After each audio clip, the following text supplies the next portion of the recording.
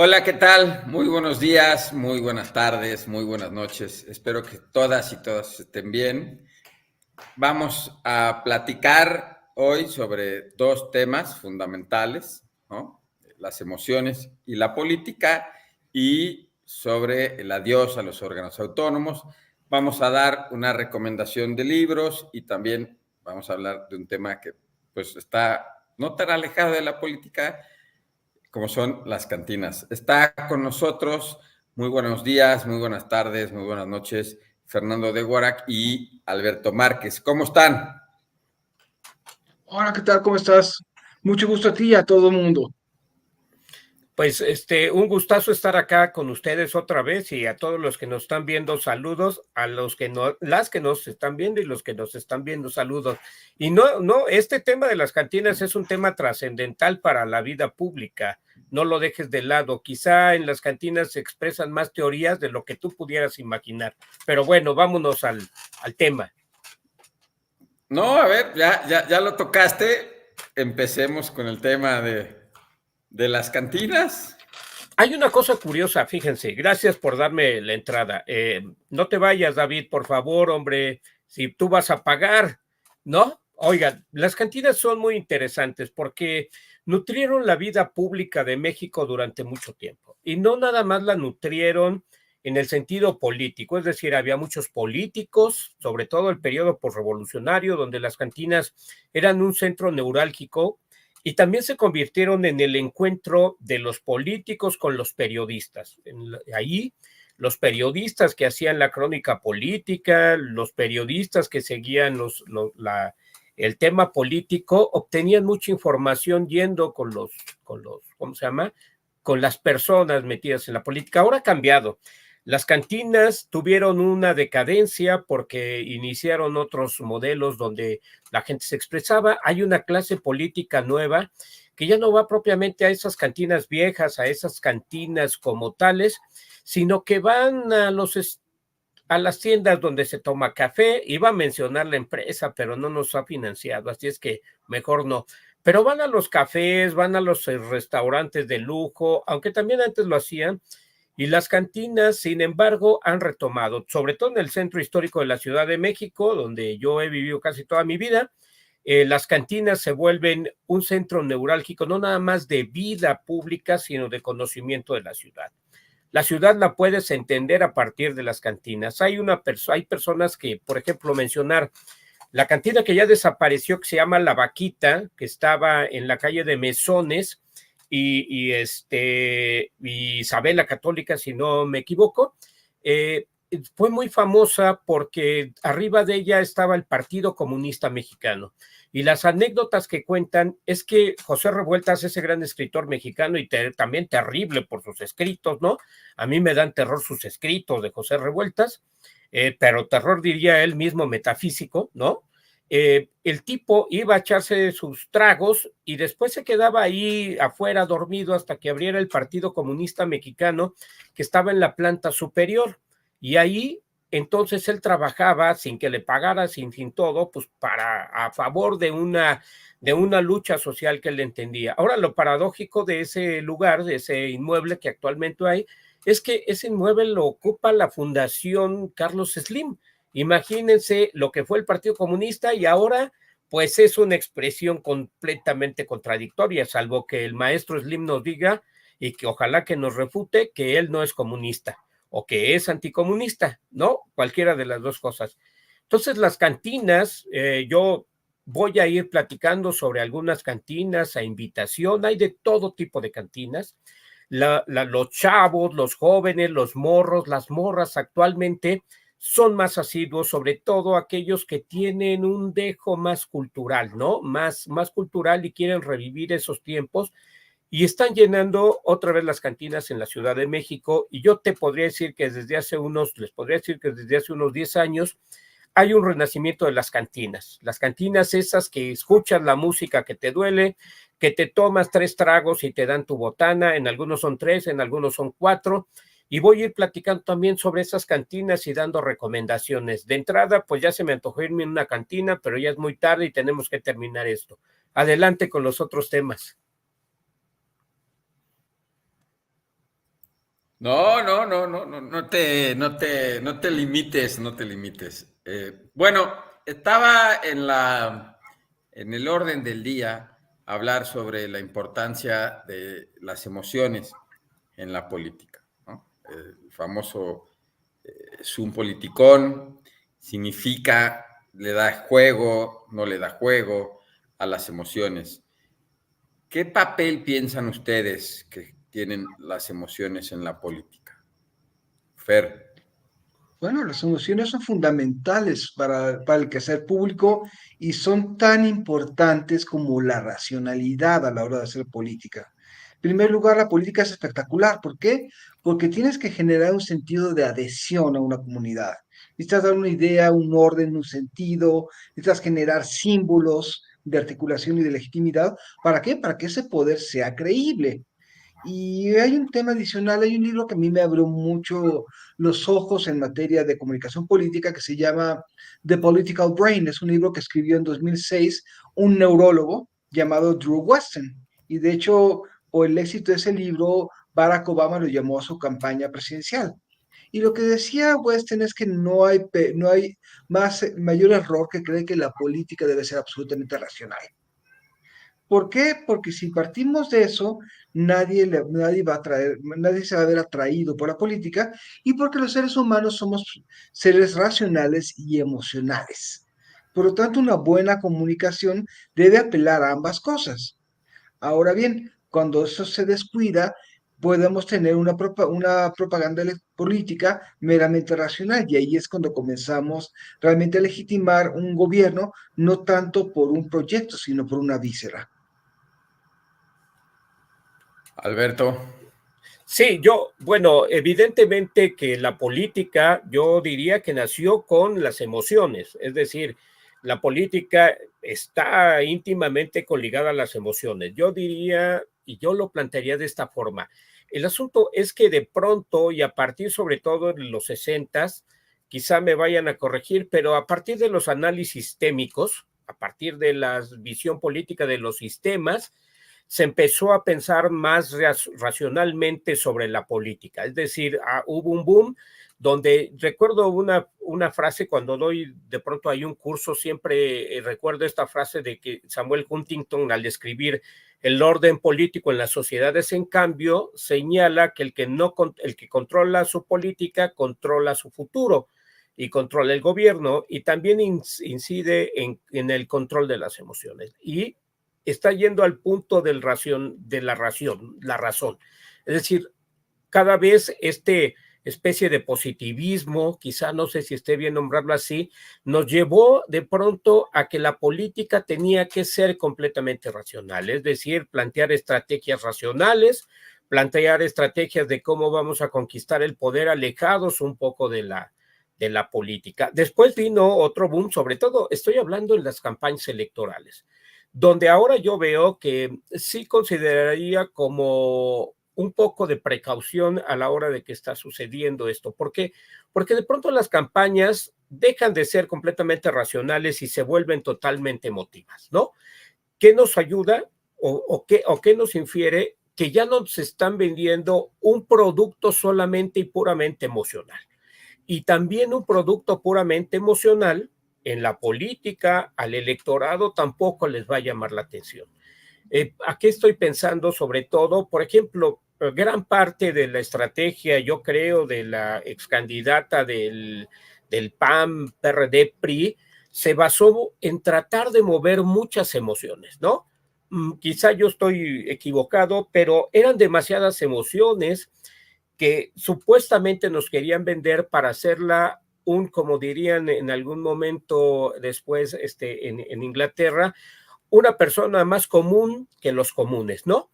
Y de pronto llenar a la política tanto de emociones como llenarla tanto de racionalidad nos puede llevar a entuertos complicados, ¿no? Y lo podemos ver también en lo que le enviamos al electorado. Es decir, sin duda alguna, en 12 o 15 años, el hombre que más emociones ha movido en este país, también nos guste o no nos guste, ha sido Andrés Manuel López Obrador. Y todavía seguimos navegando en el conjunto de emociones que él nos dejó, ¿no? Es decir, la definición de una corrupción se define también en emociones.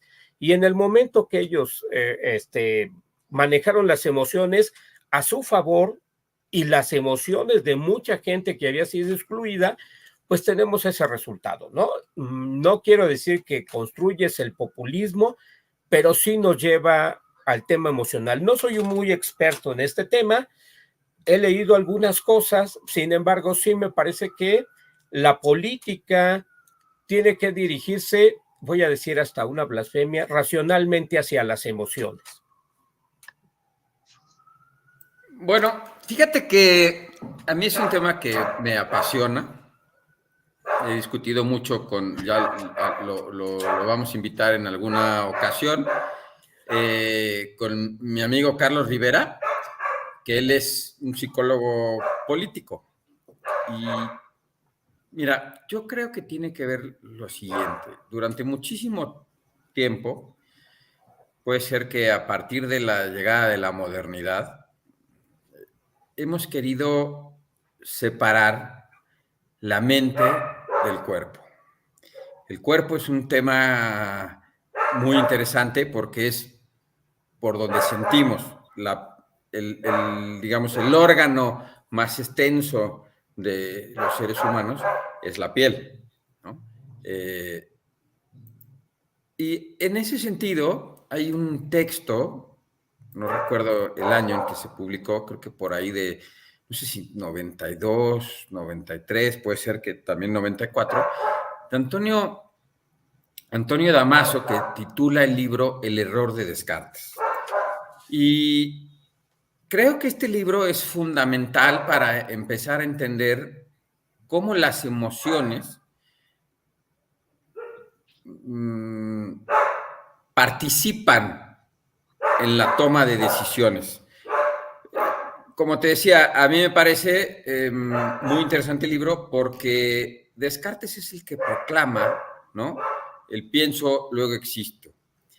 Y Damasio lo que va a hacer en este libro es una serie de argumentos que nos va a decir que el proceso racional es posterior al proceso, digamos, emocional. Tú primero, ante cualquier imagen, ante cualquier persona, ante cualquier objeto, vas a sentir agrado o desagrado. Es decir, ¿te gusta o lo rechazas? Y esa es una cuestión evidentemente que deriva de tu personalidad y que deriva de de cómo está, si tú quieres, hecha tu cabeza, cómo está construida tu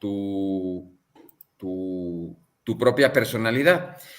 Y es a partir entonces de que algo te agrada o te desagrada que empiezas a racionalizarlo.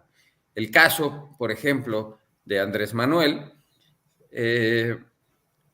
tiene que ver incluso con ¿por qué lo rechazabas en 2006 y por qué lo aceptaste en 2018?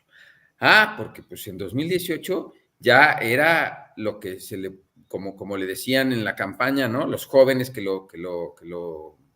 el cabecita de algodón, te recordaba a tu abuelito. Y entonces esa emoción primaria de tu abuelito, pues te provoca una aceptación, ay, mi abuelo, ¿no? O sea, esa sensación de nostalgia que evidentemente después se convierte en un proceso racional que ya sea por sus políticas, ya sea por lo que él dice, ya sea por X, tú le das la validación.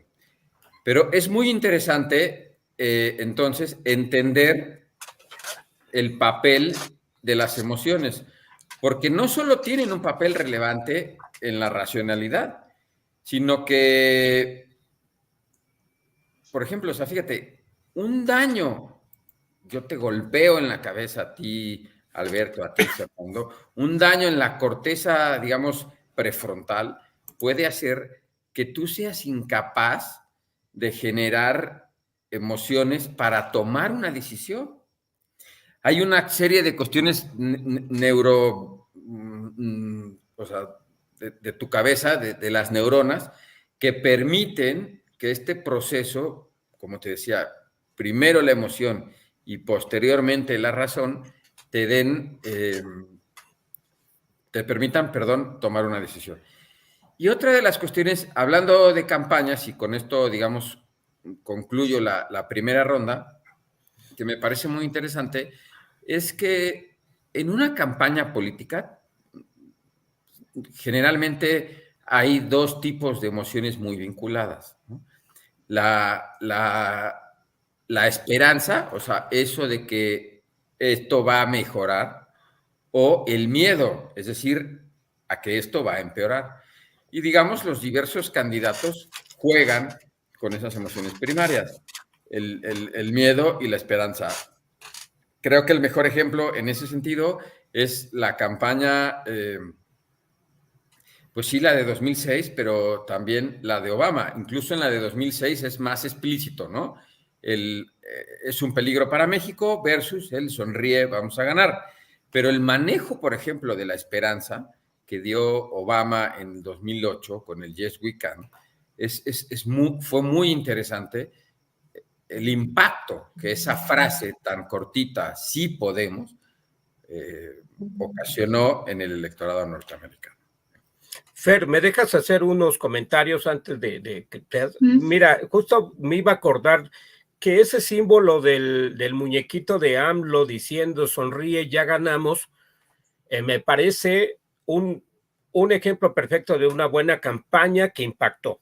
Esta es una. Ahora, en efecto, la teoría de las emociones, inclusive filosóficamente, ya no hablemos psicológicamente, filosóficamente, recuerdo un libro más o menos de los 70s, 80s de Agnes Keller, una filósofa húngara que yo soy fan de ella, aunque no la entiendo, pero soy fan de ella. Escribió un libro de la teoría de las emociones. Y al inicio ella decía, dentro de la filosofía, la teoría de las emociones es uno de los temas menos analizados. Y también me remite a otra cosa, con esto voy a terminar, es que en México no está tan analizado, creo yo, el tema de las emociones en la política. Es decir, cuando nosotros planteamos hacer este blog, este podcast, decíamos, vamos a tratar de meter agendas o ideas que no se discuten. Sí se ha discutido la emoción a partir del proceso electoral, pero me parece que académicamente hay poca investigación sobre las emociones. Y eso tendría que ser más. Yo recuerdo en campaña, cuando en las campañas que hemos estado juntos, David, siempre dices, tenemos que hacer una encuesta para saber qué sienten las personas, ¿no? Y en efecto, ¿qué siente ese electorado que vive en Macuspana o que vive en la Ciudad de México? Con esto concluyo, Fer, ya tomé más tiempo. Se perdió por ahí en la transformación de la cuarta transformación, se perdió el papel de la idea de la felicidad, ¿se acuerdan? O la ciudad de la alegría que Andrés Manuel promovió. Y en el camino se perdió porque creo que aun y cuando eran palabras bonitas, felicidad y alegría, no impactaban tanto. Aquí me quedo. Yo creo que las emociones, a final de cuentas, son una parte de un sentido de pertenencia, es decir, el gran éxito de este gobierno es porque ha tomado elementos que se nos ha enseñado a creer, porque desde la educación primaria, el nacionalismo revolucionario, diversos elementos, y eso obviamente relanzados en una figura, y esa figura ha dado un contenido y una estructura hacia un proyecto, que ese proyecto todavía no deja de ser la figura del expresidente de la República, López Obrador. Ahora bien, es tan fuerte el dominio de este gobierno que no se le podrá vencer desacreditándolo. Es decir, el creer que las personas que simpatizan con el presidente son cheros o tontos es ignorar de qué se trata esto. Cualquier simpatizante del presidente es tan inteligente como nosotros, pero se encuentra tan emotivizado que a la información que le contrasta va a darle 20 vueltas para no creer en esa. Ahora, ¿cómo se le supera este tipo, al gobierno en el que estaríamos? Presentando algo igual de emocionante y algo igual de atractivo. Problema uno, Para hacer eso, la persona que emite el mensaje necesita ser creíble, no hay nadie creíble en la oposición. Para recuperar la credibilidad se necesita replantearse, realizar autocríticas, necesitas resignificar la función pública en los lugares donde todavía gobiernas, apostar por la rotación generacional, afianzar liderazgos locales, y eso no lo hemos visto en este momento. Por lo tanto, mientras no haya una emoción que sea igual de importante, la gente va a desacreditar lo que no le gusta de lo que está viendo bajo excusas, bajo diversas maromas mentales, o incluso va a caer en lo que se le llama la falacia de la inversión hundida. Esa falacia obviamente consiste en que una persona va a mantener una adhesión hacia algo que está o que puede estar mal. ¿Por qué? Porque va a evitar esto. El mejor ejemplo, amiga, date cuenta. La amiga siempre se ha dado cuenta. Pero dice, sí, ok, pero él no me ha mentido en 6 meses. De acuerdo, estoy mal, pero no me ha engañado en 2 años. Estoy mal, pero no ha bebido en 2 semanas. Y ya después, en casos extremos, es, sí, estoy mal, pero ¿qué voy a hacer después de 10 años? Y justamente sí nos gobernó el PRI por varias décadas, con una proyección de que el próximo presidente iba a ser el bueno. Y sí, totalmente de acuerdo, las emociones ayudan mucho a entender la política. Creo que uno de los grandes problemas es que hemos deslindado las emociones de la praxis o de la teoría de la política, y eso nos lleva a no entender momentos en donde las emociones están a flor de piel, como este momento. ¿Les puedo hacer una pregunta? A ver, más bien son dos preguntas. Perdón, me toca hacer el del metiche, David. No me censures, no reprimas mis emociones. Oigan, ahí va. La primera observación es que siempre nos decían, nosotros crecimos, sobre todo esta generación o una antes, crecimos para que nos gobernara el PRI. Es decir, porque parecía que teníamos, entre comillas, un chip. Y ahora yo digo, unas generaciones crecieron para que los gobierne Morena a partir de todas esas emociones y nosotros también. Pero la pregunta fundamental que les quería hacer es esta. Claudia Sheinbaum, la actual presidenta, ¿maneja las emociones como las manejó Andrés Manuel? Es mi pregunta. Bueno, a ver, no, rapidito, cortita y al pie, no. De hecho, es interesante observar qué emociones despierta la presidenta, ¿no? La presidenta, por su género, ¿no? En algunas cosas representa o no representa, sino transmite emotividad, es muy emocionante. Por ejemplo, su toma de protesta fue muy emocionante por el simple hecho de que era mujer. Eso es esperanzador en muchos sentidos. Iba también de blanco, el color de la paz, etc. Pero no despierta las emociones que es heredera de las emociones que despertó Andrés Manuel, que es distinto. Pero fíjate que hay algo que se nos pasa o que estamos pasando por alto, porque las emociones han sido muy estudiadas desde el punto de vista económico. Los últimos 4 premios Nobel, a partir de Richard Thaler, han sido todos economistas del comportamiento. Y hay una teoría, precisamente la teoría de Thaler, que se llama la teoría del empujón y que te permite estudiar el por qué una persona decide como decide, ¿no? Y aquí viene un poquito, digamos,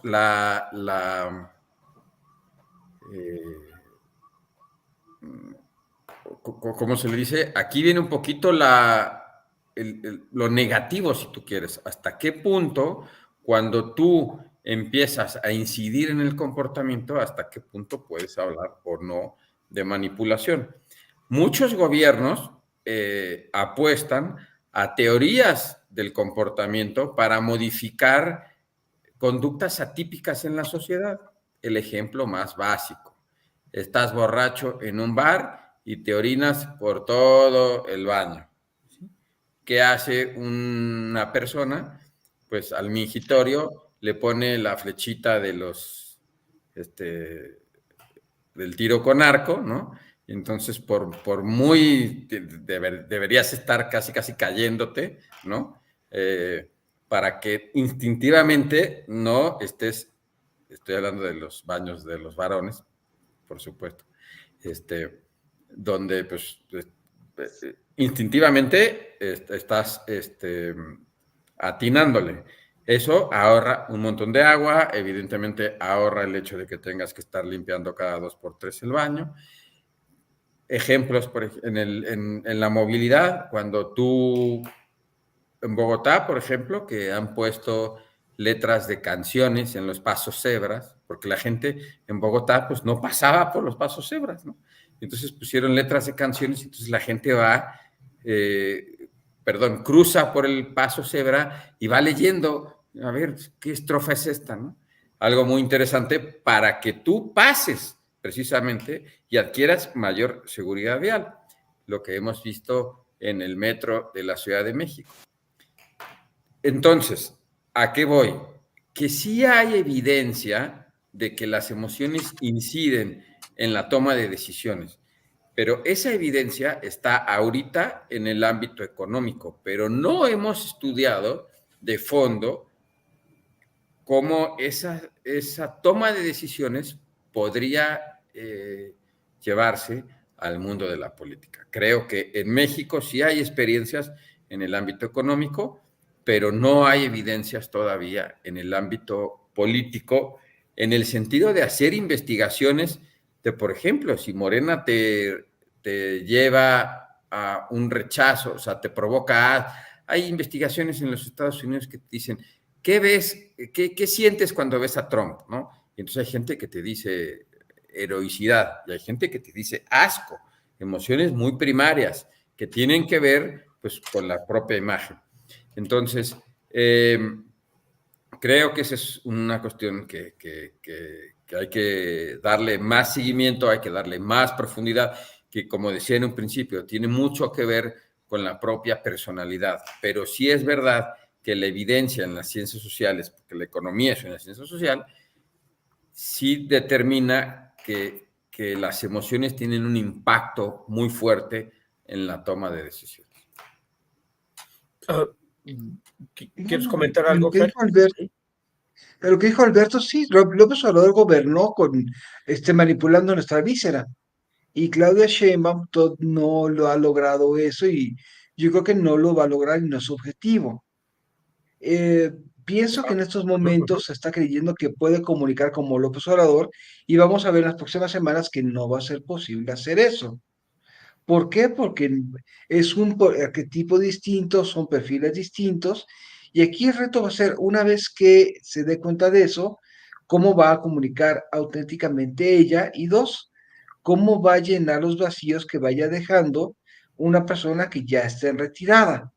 Y eso me refiero a adhesiones, lealtades, proyectos y cómo va a reconfigurar a Morena. ¿Por qué? Porque si no comienza a reconfigurar a Morena como un partido político, se le va a ir de las manos. Pero bueno, creo que ese es un gran ejemplo sobre cómo las emociones van comenzando a agotarse, se va llegando a un cansancio y obviamente vamos a llegar a un replanteamiento de cosas, o como diría Mark Thompson en el libro Sin Palabras, poco a poco va a llegar una racionalidad. ¿Cómo vamos a hacer para enfrentarla y retejer relaciones? Quiero plantear otra pregunta. Cuando hablaban, David, me recordó el libro de Identidad de Francis Fukuyama. Francis Fukuyama platica sobre el tema identitario y toma como ejemplo aquel personaje que vendía sus productos y que se supone originó la gran revuelta en los países árabes, ¿no? En algunos países árabes, una persona está vendiendo sus productos, llega la policía, lo retira, pero era una mujer la policía y no nada más le retira sus productos, sino que lo golpea y lo humilla delante de todos. El tipo se enoja, va a reclamar sus productos y dada la ofensa que le habían hecho, porque estamos hablando de países árabes, donde una mujer que te humilla, sí, pues es todavía una ofensa mayor. Y entonces el tipo se incendia, se llena de gasolina y se incendia. Y a partir, Fukuyama señala, como algunos otros analistas, que a partir de ahí se lleva a cabo esta emergencia política y que la revolución árabe que hubo. Mi pregunta es clara, ¿puede llegar una emoción a derribar a un gobierno? Es decir, no solamente por las urnas, sino a llevar acciones tan fuertes, es decir, un gobierno puede hacer algo que ofenda las emociones de las personas como para que haya un cambio de gobierno, ya sea electoral o un poco violento. Yo creo Yo, que sí y solamente sí los discursos de legitimidad pierden vigencia, de tal forma que se vuelve vulnerable ante las emociones. Y esto implica también, otra vez, legitimar también implica generar aceptación, generar un consenso, dar un buen desempeño continuamente para que la gente siga creyendo que el sistema es el mejor. Pero creo que sí y solamente sí cuando esa legitimidad se rompe y de tal forma que el sistema comienza a ser vulnerable. Adelante, David, perdón. no, yo también coincidiría que sí, hay momentos, incluso lo podemos ver en esta última semana, hubo un fenómeno meteorológico en Valencia, eh, y el fin de semana fueron los Reyes y los recibieron a punta de lodazos, ¿no? O sea, les tiraron lodo, porque pues la gente considera que no fue adecuada ni la planeación, ni la respuesta, ni la atención que se le dio. El caso de nueva cuenta de la primavera árabe, que puedes decir hasta qué punto fue manipulación o no de la CIA a través de las redes sociales, a través de los mecanismos de propaganda. El Brexit fue una cuestión emocional, completamente emocional. Hay incluso hasta un post, perdón, de Ringo Starr, o sea, un tipo que toca la batería, ¿no? Que ya ni siquiera vive en el Reino Unido, o sea, vive en Los Ángeles, diciendo que era una cosa grandiosa recuperar el control del país. Y esto es meramente emocional, o sea, considerabas, o buena parte del electorado inglés, porque finalmente el Brexit es un fenómeno inglés, no es un fenómeno, o sea, en Escocia se votó a favor de la permanencia, en Gales se votó a favor de la permanencia y en Irlanda del Norte también, ¿no? Entonces, bueno, el Brexit es un fenómeno netamente inglés y era eso, o sea, queremos recuperar el control de nuestro país, era una emoción que puede o no puede estar basada en la realidad. Y entonces aquí viene una gran frase, ¿no? Que siempre dicen, que aquellas consecuencias, aquellos dichos imaginarios pueden llevar a consecuencias en el ámbito real. Y eso es verdad. Inclusive agregando a tu observación, David, hay una película que se llama justamente Brexit, donde puedes ver la construcción de esa parte de las emociones y que podrías decir desde el inicio fue algo manipulado. Es decir, fue algo evidentemente construido para votar, para que se votara a favor de la salida, ¿no? Pero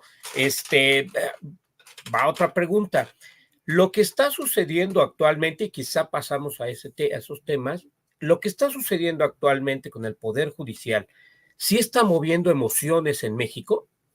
¿O plantea el tema, David? Creo que era por ahí el tema, ¿no? Bueno, a ver, yo como te decía en el capítulo anterior, en el episodio anterior, a mí hay cuestiones donde creo que sí, que es imposible defender a los jueces, en muchas cuestiones. ¿no? No sé si esta reforma es la adecuada. Como todo, hay cosas que son positivas.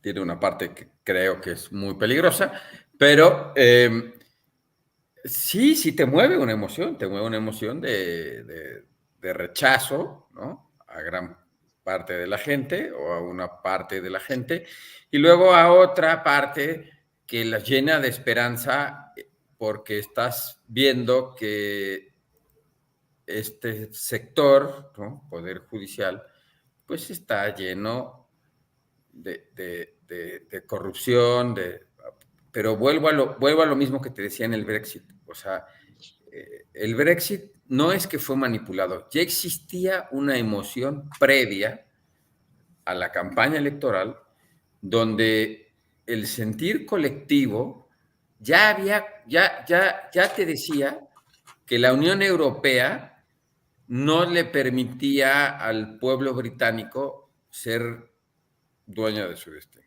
Ya existía.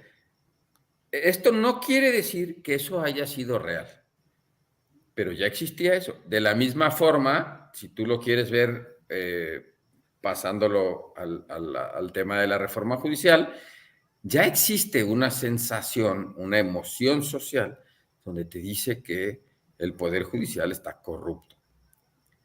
Ya existe. Y alguien usó esa emoción para un fin político. Puede ser que después podemos discutir si ha sido o no ha sido manipulado, pero esa emoción, ese sentido, ese olfato, como a veces le dicen en la jerga política, ya estaba. Fer. Yo creo que en realidad la Corte hizo muy poco para ganar un acercamiento a la ciudadanía. Hay muchos temas que son de círculo rojo y esos temas en realidad son de interés para una élite, para un grupo muy reducido. Y de salir del círculo rojo requiere aprender a divulgar, aprender a comunicar, aprender a emocionar con un proyecto. Y obviamente si eso no lo hace, quien pueda tener la razón lo va a hacer quien quizás no la tenga. Y ese es el grave problema ahorita. Quizás yo soy de quienes creen que va a ser un soberano fracaso esta reforma en unos 10 años, pero es emocionante. Hay un grupo de gente que se siente identificada con esto. Y lamentablemente quien tenía la razón, en mi modo de ver, nunca hizo nada. Sabíamos desde febrero que eso iba a pasar. Nadie Así se es. ocupó en generar un discurso que le hablara, que hablara más allá de las gradas opositoras, sino a toda la gente. Faltó un proyecto articulador de todas estas emociones, faltó un contrapeso y lo que estamos teniendo es un resultado directo. Creo que ya es demasiado tarde para hablar sobre cómo comunicar a la ciudadanía la reforma judicial. Ya hay que pensar que las siguientes defensas van a ser ¿por qué nos va a pegar a todo el mundo? Con un lenguaje que todo el mundo lo entienda y hacerlo emocionante. Porque si no reconstruimos esa visión de colectividad, va a seguir ganando quien controle las emociones. David. No, de acuerdo. Me parece que es un buen punto para pasar a la otra, al otro tema en la agenda, que es pues, el adiós a los órganos autónomos. Hay una propuesta, es incluso que han dicho por ahí varios analistas que es meterle más riesgo, ¿no? Al país, riesgo de carácter político, por supuesto, el desaparecer los órganos autónomos. Entonces, hay ahí o sea, como que desde mi punto de vista hay varias preguntas. ¿Desaparecerlos conlleva un riesgo a la democracia? ¿Cuál es el problema con desaparecerlos? ¿Puede el Estado, digamos, asumir esas competencias? ¿Está bien, está mal que las asuma? Entonces creo que por ahí podemos en base a estas preguntas, pelotear la discusión o un poco dar nuestra opinión. Déjame plantear una cosa que traigo desde la semana pasada y que tiene que ver específicamente con el Instituto Nacional de Acceso a la Información Pública, etcétera.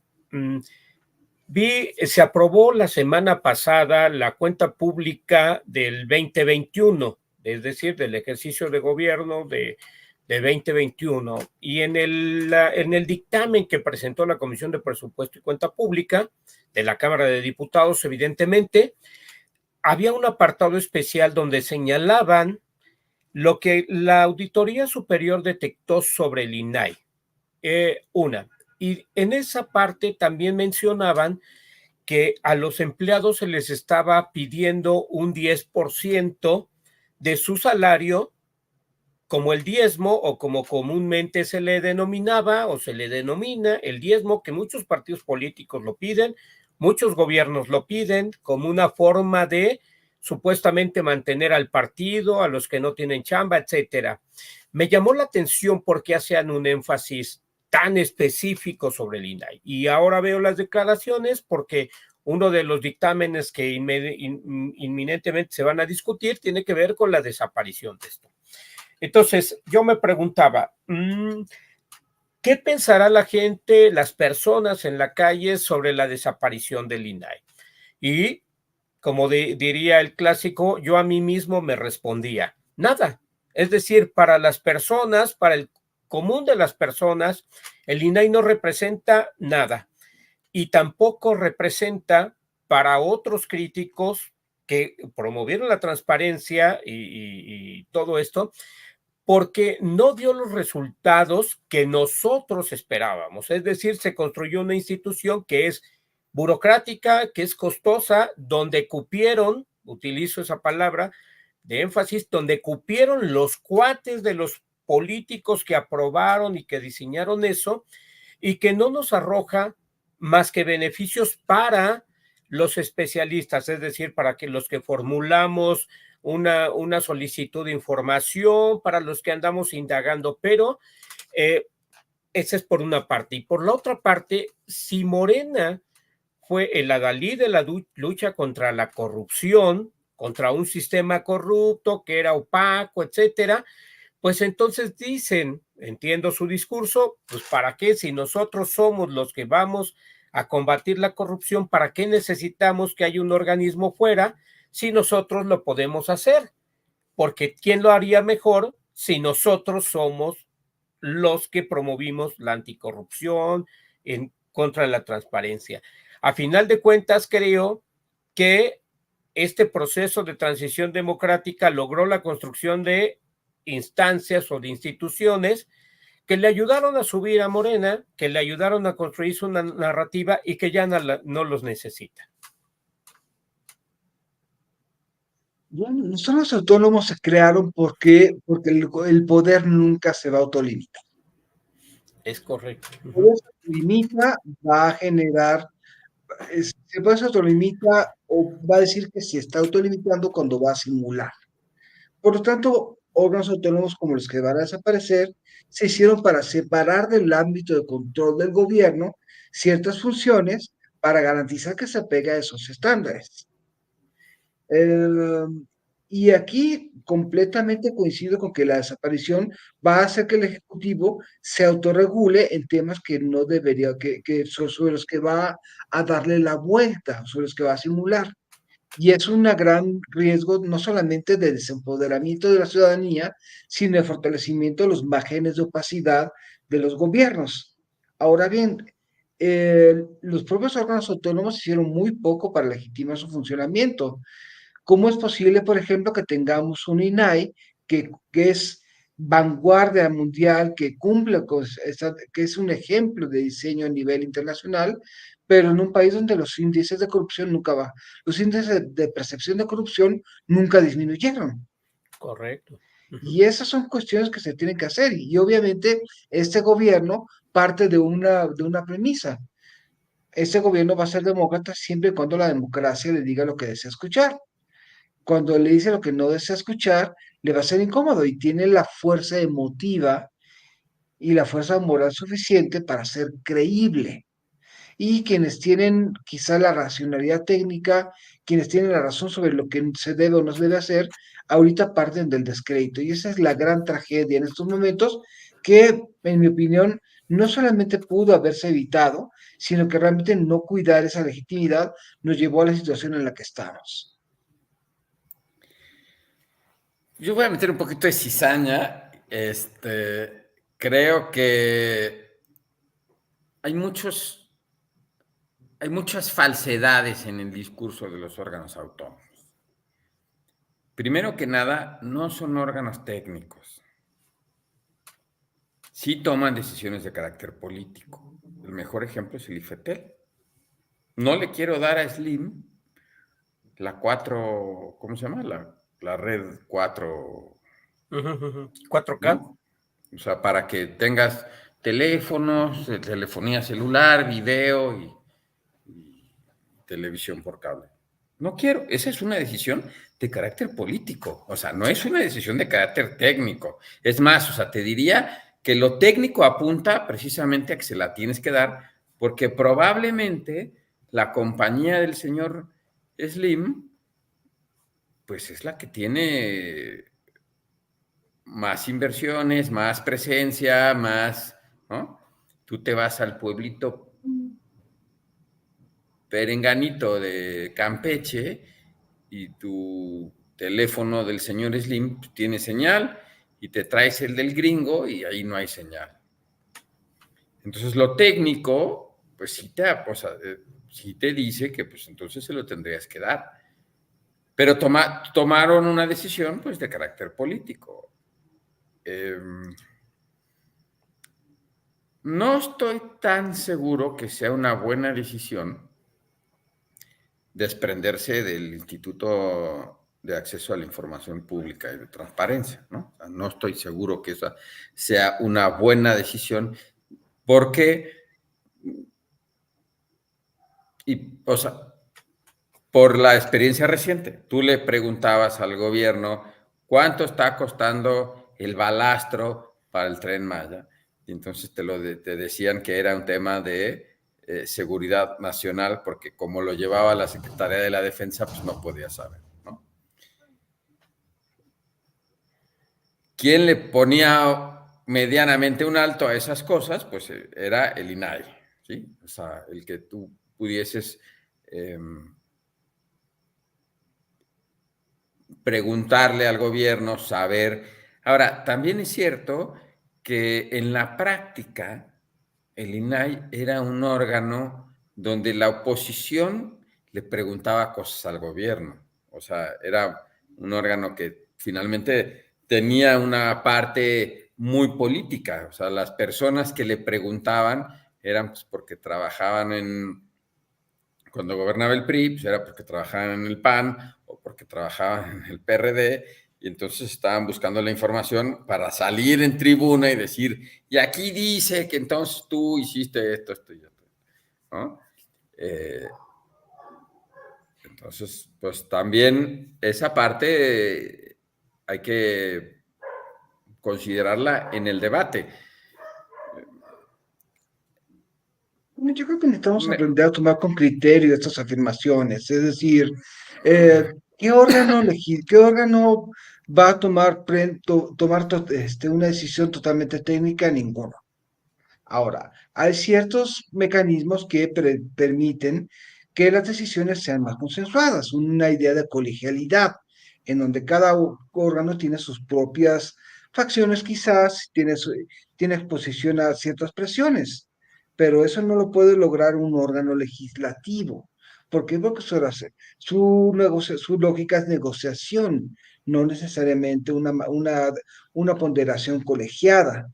El ejecutivo naturalmente va a tomar decisiones según sus intereses y obviamente si no se transparentan criterios de toma de decisiones, va a ser todavía más opaco y es el gran riesgo de que el ejecutivo maneje estos órganos. Y bueno, sobre lo de que son herramientas de uso de las oposiciones, desde luego que sí. A ver, quién va a decirle al poder lo que no quiere escuchar sino una oposición. ¿Quién va a utilizar estos mecanismos sino personas que están abiertas a una investigación o a la prensa? Pero reducir que la oposición es la única usuaria de estos temas no me parece una cosa muy sostenible, pero bueno, vamos a ver qué dice Alberto. Sí, y yo voy a llegar al origen de los órganos autónomos.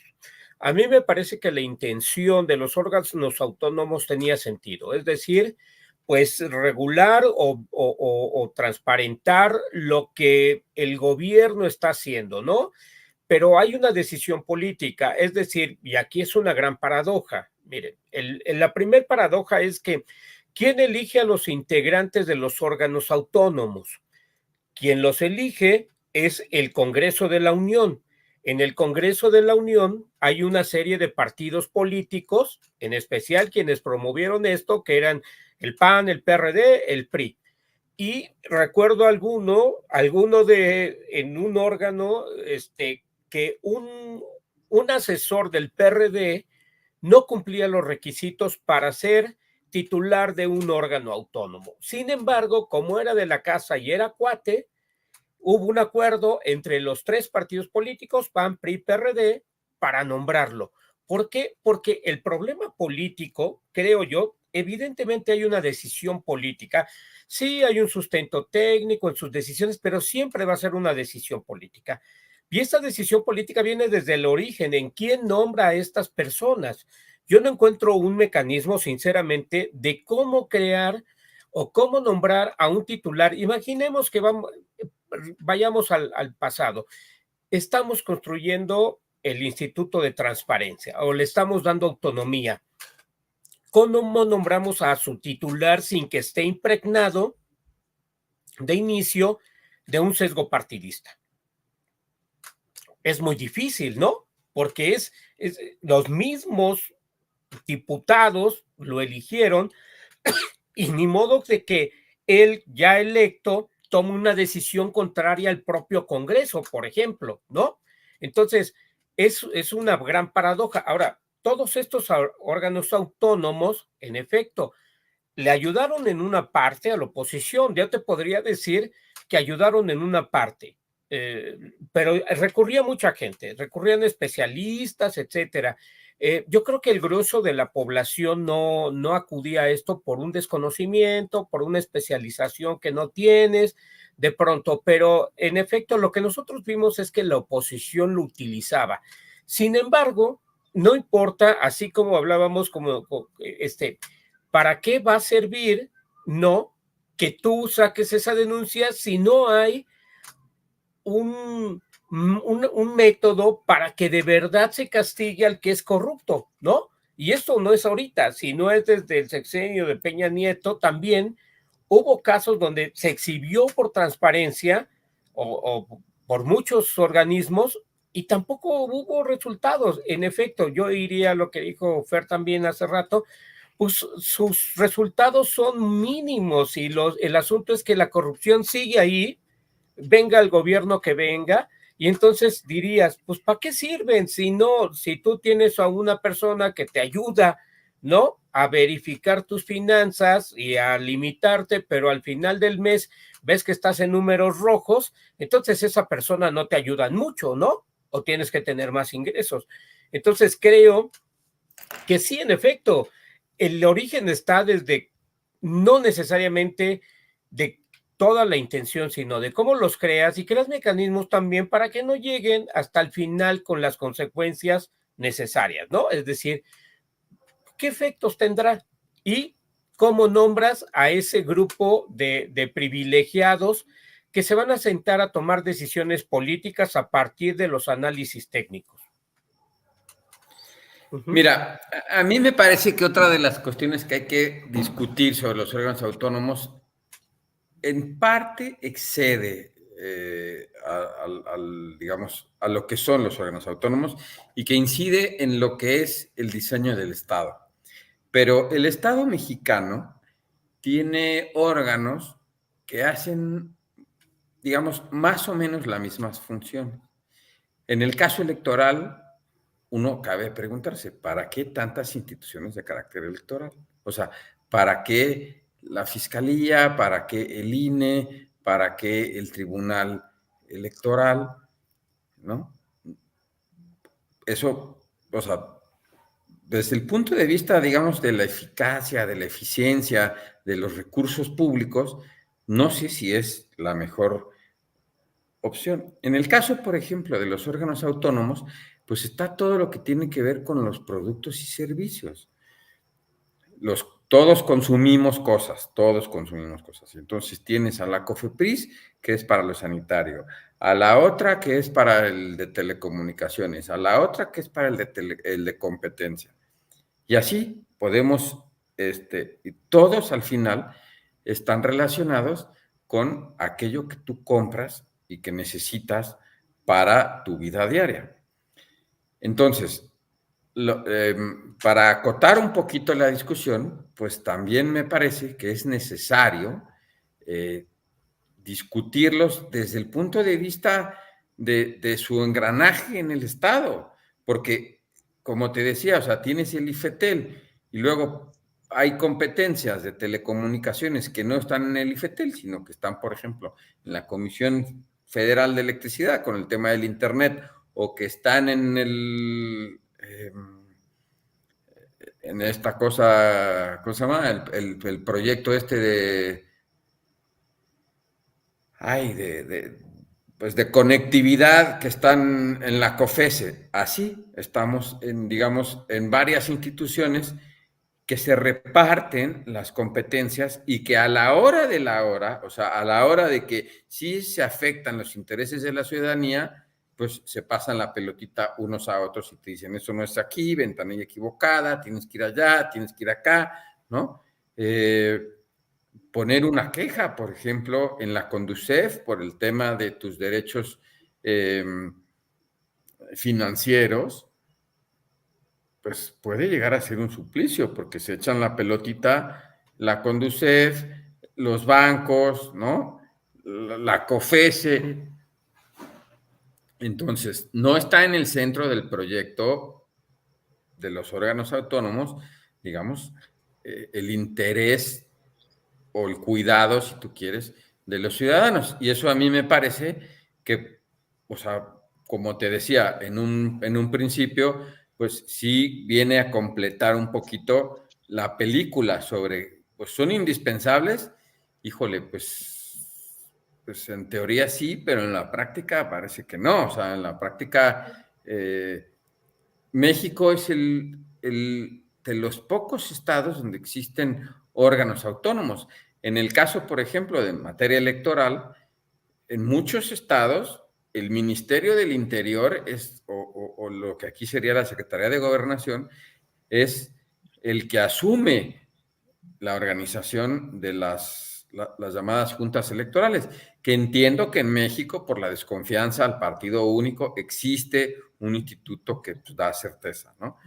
Igual en el tema, por ejemplo, de lo que es todo el tema del consumo, muchas veces depende de los ministerios de Economía o de los ministerios de Industria. Entonces, la experiencia internacional podría apuntar a que no son tan indispensables como la oposición te los hace creer. Pero sí es verdad también que en México resultaron indispensables por la propia desconfianza de la ciudadanía hacia el sistema político nacional, ¿no? Justo iba a mencionar este punto, es decir, 70 años de gobierno de un partido político nos ha llevado a tener una gran desconfianza. Ya que cité hace rato a Fukuyama, también Fukuyama escribió por los 90 un libro que se llama Confianza. Él decía que las sociedades donde se tiene más confianza son las que se desarrollan más. Pero definitivamente México es un país, por lo menos en el siglo XXI, donde la desconfianza está presente en cada acto. De hecho, hasta podría decir que hay una regulación de la regulación de la regulación. Y voy a poner un caso que nos lleva al tema judicial. Fíjense lo que pasó con la construcción del Consejo de la Judicatura Federal y con las judicaturas, los consejos de las judicaturas que hay en los sistemas judiciales estatales. Se supone que el Consejo de la Judicatura era el órgano que iba a revisar, a verificar, ¿no? Que todo estuviera bien en el Poder Judicial. Pero ¿quién integra el Consejo de la Judicatura? Primero, el presidente es el titular del Poder Judicial, ¿no? Y lo integran magistrados que son también integrantes del Poder Judicial. Entonces, ellos mismos se revisan a sí mismos, ¿no? Pensemos el Instituto Nacional Electoral. ¿Quién les hace los exámenes a los funcionarios para que estén actualizados? Es el mismo instituto. Entonces, como que se vigilan a ellos mismos, ¿no? Nos vigilamos a nosotros mismos. Yo creo que también se mueven emociones en este sentido por la desconfianza que hay. Es decir, todos desconfiamos de que cuando tú vayas, yo no sé si les pase, pero cuando yo entro a hacer un proceso de la declaración en el SAT o a generar una CFDI o a hacer un movimiento, me da tanto terror manual, visual, de que siempre me va a fallar algo, ¿no?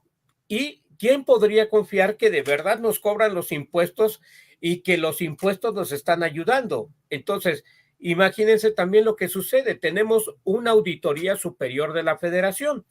De entrada, la auditoría, con los resultados que diera, ya tendríamos que aceptarlo. Ah, no, pero la Cámara de Diputados tiene que aprobar lo que aprobó o lo que determinó la auditoría. Y entonces se vuelve un juego de vigilantes a los vigilantes. Eso es una percepción muy simple y emotiva, pero creo que también nos puede dar una idea, ¿no? Fer, ¿quieres? Creo que hay varios temas que hay que tocar aquí. En primer lugar, no funcionan los órganos autónomos como deberían funcionar, lo cual sí es una cosa definitiva. Pero eso no justifica necesariamente regresarle al Estado una función de la cual obviamente Claro, claro. todo le indica que va a ser una simulación. En tal caso, implicaría comenzar a plantear hasta qué punto hay que diseñar estos órganos o generar medidas de simplificación administrativa en estos sentidos. Quizás tenemos demasiados órganos autónomos, lo cual también es una discusión muy válida que está también a nivel internacional, pero todos los países tienen órganos autónomos de alguna u otra forma. Por ejemplo, los bancos centrales son ejemplos claros de órganos autónomos en todo el mundo. Incluso es un criterio internacional tener eso. El Reino Unido en 1999 creó su Banco Central Autónomo por presiones de la integración europea, por ejemplo. Está extrayendo la política monetaria de un órgano del Poder Ejecutivo. El caso del INE aquí en México, ciertamente en muchos países las funciones electorales son parte de una subsecretaría, incluso. Pero aquí tuvimos una parte de la lucha democrática en donde se tuvo que hacer un órgano autónomo. Ahora, la pregunta es por qué no se generan condiciones de certeza jurídica y de confianza entre los actores y por qué los partidos optaron por sobreregular esas figuras hasta el absurdo. Y la respuesta es comenzaron a consolidar un oligopolio.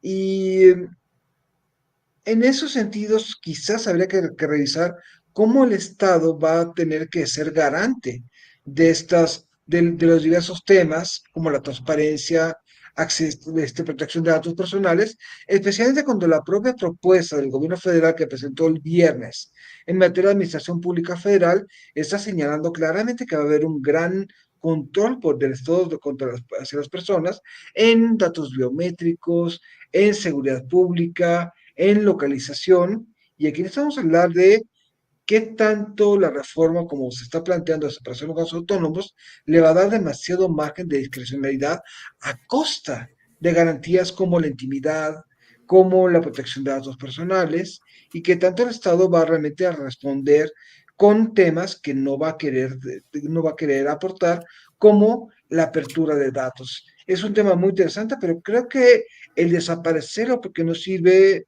no me parece un argumento que pueda ser eh, sujeto a una discusión seria.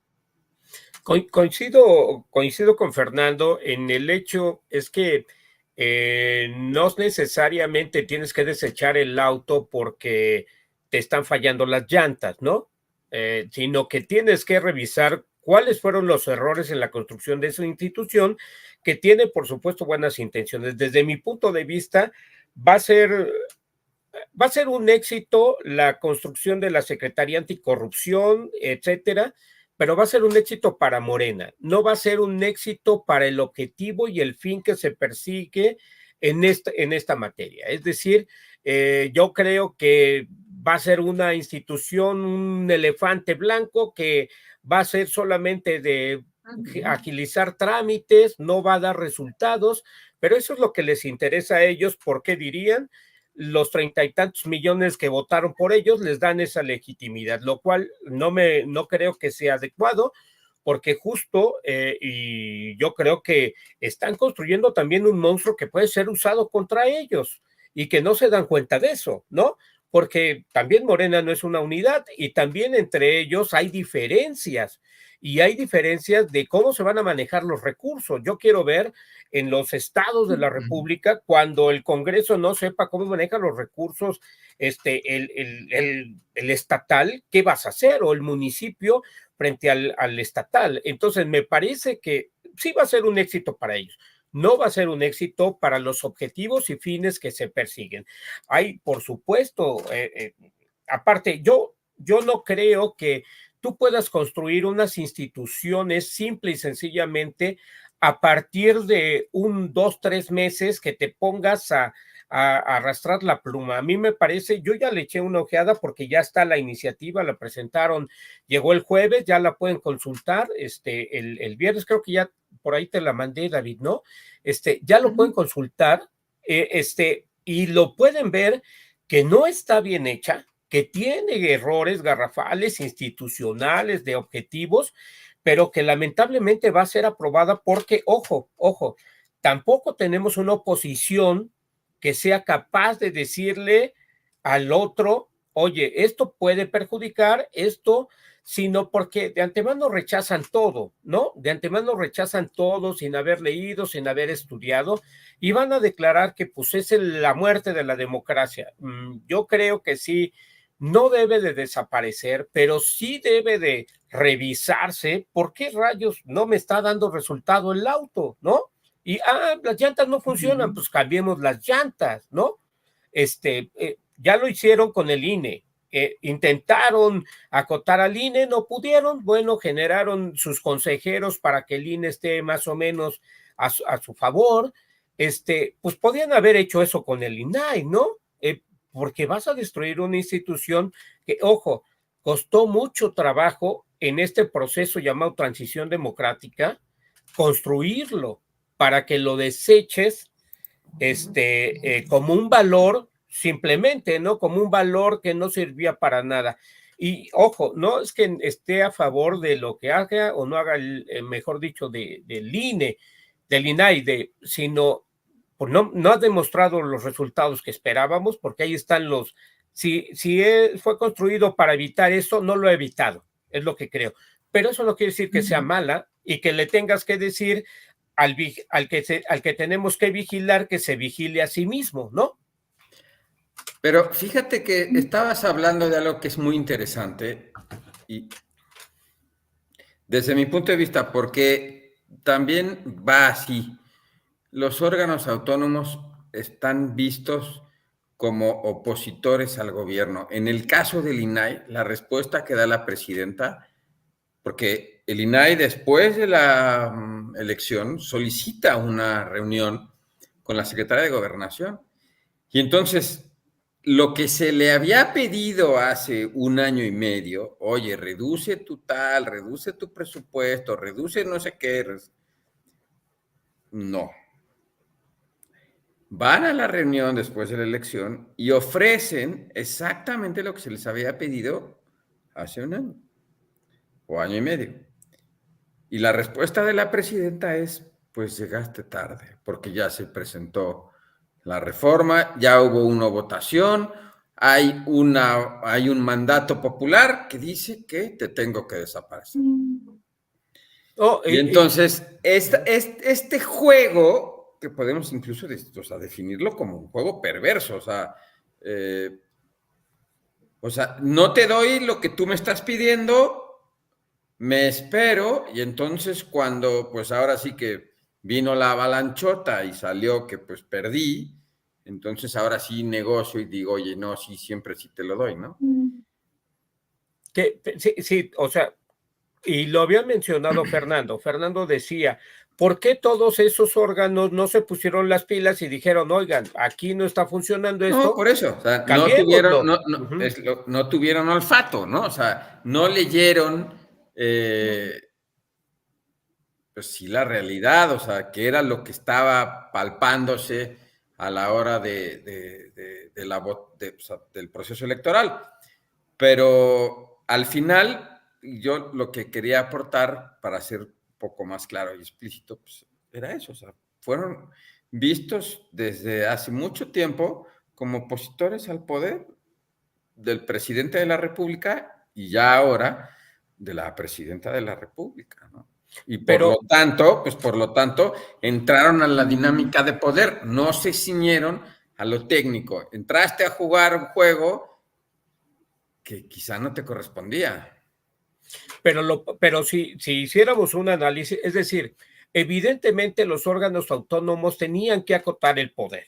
Es decir, como ya lo platicamos también la sesión pasada, el podcast pasado, es que el poder debe de ser limitado. El que tiene el poder nunca va a generar las condiciones para que le limiten el poder, porque es una naturaleza y es una emoción. Yo lo gané, yo lo ejerzo como yo quiero. Ok, pero por eso los parámetros democráticos te dicen que hay que ponerle límite, ¿no? Y estos órganos autónomos, no todos evidentemente, pero la mayoría era intentar ponerle límite al poder. Y ojo, si eran oposición, pero fueron construidos cuando el PAN, PRI, PRD o cuando el PRI especialmente gobernaba. Es decir, no fueron construidos cuando Morena gobernaba. No los hicieron para acotar el poder de Morena. Los hicieron para acotar, entre comillas, el poder del PRI y no dieron resultados.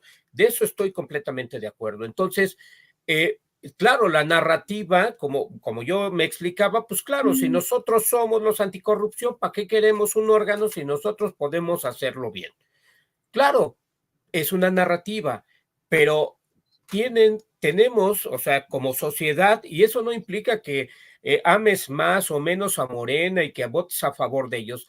Yo estaré, y esa es una condición del liberalismo político, no económico, es acotar el poder, porque no puedes dejarle a ningún gobierno, sea del color que quiera, el poder, ¿no?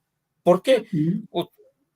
Estamos dándonos un balazo en el pie. Ahora, sí estoy de acuerdo, esto no lo vio la oposición ni cuando gobernaron, ni ahora que son oposición. Nada más vieron sus intereses y esas instituciones las permearon de los cuates, de los primos, ¿no? Etcétera. Lo mismo sucedió con el Poder Judicial. ¿Cuándo se empezó a promover la reforma judicial de pasar de lo al oral? Pues, ¿qué será? En la legislatura 60, seguramente. Bueno, tantos años y no pudieron ellos mismos darse cuenta que estaban fallando, pues, pues sí, ¿no? Fer, ¿quieres agregar algo? No, yo creo que está bastante claro que sí, lo único que yo podría poner es no confundamos actitudes de control del poder con oposición política. Si lo estamos haciendo, vamos a caer en una ruta maniquea en donde solamente vamos a aceptar lo que nos gustaría escuchar. Y ese es uno de los grandes defectos del populismo, en realidad. El líder populista siempre va a decir que es demócrata, salvo cuando la democracia y sus procedimientos le dicen cosas que no quiere escuchar. Y ahí es un tema, otra vez, de emociones. Y es un tema donde esas emociones se deben neutralizar con los propios valores de la democracia. Entre ellos está la tolerancia. Bueno, última instancia, a ver, señores, un libro a recomendar, ya hablamos de las cantinas, un libro para recomendar, para leer esta semana. Empecemos con Alberto. Bueno, en realidad yo no les puedo recomendar en esos momentos porque todavía estoy en el tren de Halloween y el Día de Muertos. Entonces yo terminé de leer ayer Drácula y luego de Bram Stoker y luego me metí a ver la película y si la película me había gustado, terminé por detestar la película, salvo la actuación de Winona Ryder, ¿no? Pero no puedo recomendar ahorita políticamente nada porque estoy en otro canal. Yo creo que tampoco puedo recomendar muchas cosas ahorita literariamente. Por el momento, mi último libro fue ¿Qué está pasando? ¿Qué ha estado pasando? De Hanif Kureishi, es un escritor británico de raíces pakistaníes y es un gran ensayista, es un gran novelista. Y creo que es una persona que entiende muy bien lo que es ser fan de un grupo o fan de alguien. Y hay dos libros muy buenos sobre eso. Se llaman El Buda de Suburbia o El Buda de los Suburbios, donde habla de su infancia y una romantización de un entorno de espiritualidad oriental, rock and roll y demás elementos. Y otro libro también en esa misma beta sería El regalo de Gabriel o El don de Gabriel. Pero una vez más, creo que sí, una buena novela siempre ayuda mucho a entender mejor la política. David, tú eres el especialista en leer libros a cada rato. No, a ver, yo les voy a recomendar un libro, la verdad, se llama Amor sin fin, de Scott Spencer. Es un libro viejo de 1979, publicado por primera vez en 2023 en español, en una editorial muy pequeñita llamada Muñeca Rota. El libro es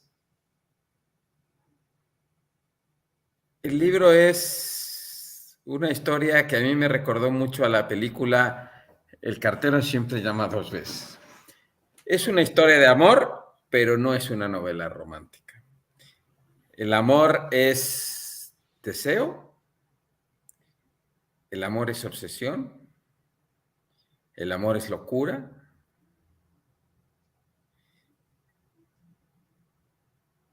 Es la historia de dos, digamos, adolescentes, muy, digamos, al estilo norteamericano de la década de los 70, ¿no? Pero con estas discusiones y tiene un inicio impresionante. Hace mucho tiempo que no leía un inicio tan arrebatador. También tiene uno de los finales, o sea, sin hacer spoilers, por supuesto, uno de los finales más hermosos que he leído y a mí me conmovió. Sigo pensando en estas cosas. El amor creo que es una locura, el amor es una obsesión, pero también es cierto que me acordaba de José José y decía, el amor se acaba, ¿no? Y entonces cuando lees un libro como este, te preguntas, ¿el José José está bien? O sea, sí tenía razón. Lo que hemos conocido, ¿es amor? ¿O esto que estoy leyendo es realmente amor? En fin, bueno. Espérame, David. ¿Por qué te pido que escribas ahí en el podcast el nombre del libro? Porque de pronto pueden que no lo identifiquen y hago también un comercial hablando de libros. Todos los sábados, desde hace ya un buen rato, se pone en el Jardín de San Fernando, ubicado en la calle de Guerrero y lo que antes era Puente de Alvarado, el inicio, se pone un tianguis cultural y que tiene que ver con libros. Ese tianguis se ha incrementado. Yo les recomiendo, sobre todo a las personas que amen los libros, van a encontrar grandes libros, aparte de que en Facebook está ¿cómo se llama? Su página, pero hay una gran cantidad de libros a precios económicos. Hay libros que no puedes encontrar en otro lugar y ahí sí. Yo se los recomiendo, se ubica todos los sábados a partir, digamos, entre las 11, 12, como hasta las 4 o 5 de la tarde, pero también hay un fenómeno interesante. De pronto hay muchos chavos que venden ahí libros y los chavos son tan amantes de los libros que cuando yo compro, se ponen a platicarme de lo que rodea al libro, me dan nuevas recomendaciones. Entonces, quien ame los libros tiene que darse una vuelta por ahí los sábados, y ahí en contraesquina hay una cantina que luego les voy a platicar, pues para que disfruten los libros con una cervecita o lo que ustedes gusten. Pues, no sé, algún anuncio. Bueno, así hay un anuncio. Aquí todos escribimos alguna especie de columna, así que les voy a pedir que por favor digan cuándo se presentan sus columnas y en dónde buscarlas, jovenazos, porque luego hay que buscarlas y hay que evitarle al escucha, al que nos está viendo, que lo busque, que ya sepa dónde hay que buscarlos y cuándo hay que buscar nuestras columnas. Fer. Bueno, pues yo escribo la columna Nuevas Ideas en Nación 321, por lo general los jueves, a veces los viernes, y procuro tener de lunes y miércoles el podcast Realpolitik 101, hasta en las principales plataformas como Spotify, Apple Podcasts y varias otras, y son comentarios de no más de 4 minutos sobre temas de coyuntura. Bueno, yo me publica en la página digital de Ricardo Alemán, en La Otra Opinión. Ahí nos dan chance de ocupar el espacio. La verdad es que yo lo hago entre lunes y martes, o a veces los viernes, porque de pronto, sinceramente, está tan cargada la información que encontrar un tema para no repetir lo mismo, a mí me parece que es más importante. Y también escribo en Alcaldes de México. En la próxima sesión les mando las ligas para que lo puedan consultar, ¿no? Pues yo escribo los martes en el suplemento de Organización Editorial Mexicana, que se llama Misión Política, y escribo normalmente reseñas de libros, alguno que otro artículo, muy poco, sobre opinión. En otro portal escribo sobre mi otra pasión, que es el Real Madrid, club de fútbol. No lo lean. Es pagado ahí, por el Real Madrid. Y ahí, pues bueno, cuando no sufrimos alguna humillación como la de hace 15 días. 5 goles del Barcelona, ¿verdad? ¿O cuántos fueron? ¿6? 4. Ok, bien. 6 si contamos los de Cruz Azul que le metió al Pumas. Eso fue un golpe bajo, David. Y los jueves también aparezco en la radio, 5 minutos, hablando también de libros en el 760 de AM. Entonces, bueno, pues este es el equipo del podcast Sin Nombre. Una sugerencia, si algún lector nos puede sugerir un nombre, también estaría bueno. Así que, pues muchísimas gracias a todas, a todos por la paciencia. Este es el podcast más largo que hemos tenido, casi 1 hora 25. Pues Fernando, Alberto, muchísimas gracias. Muy buenos Gracias. días, muy buenas tardes, muy buenas noches. Cuídense y nos vemos la próxima semana. Buenas noches, que descansen. Sí.